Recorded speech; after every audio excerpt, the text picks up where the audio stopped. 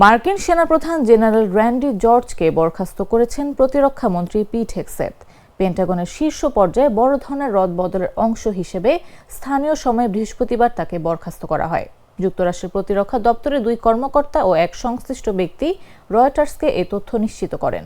রয়টার্সের প্রতিবেদনে বলা হয়, পিট হেগসেথ প্রতিরক্ষা বিভাগকে নতুনভাবে সাজাতে দ্রুত পদক্ষেপ নিয়েছেন। তিনি প্রেসিডেন্ট ডোনাল্ড ট্রাম্পের জাতীয় নিরাপত্তা এজেন্ডা বাস্তবায়ন করতে চান। সে কারণে জেনারেল এবং অ্যাডমিরালদের বরখাস্ত করছেন। তবে জেনারেল জর্জের হঠাৎ বিদায়ের কোনো সুনির্দিষ্ট কারণ না জানালেও পেন্টাগন বিষয়টিকে অবসর হিসেবে উল্লেখ করেছে, যদিও তার মেয়াদ আরও 1 বছরের বেশি সময় বাকি ছিল।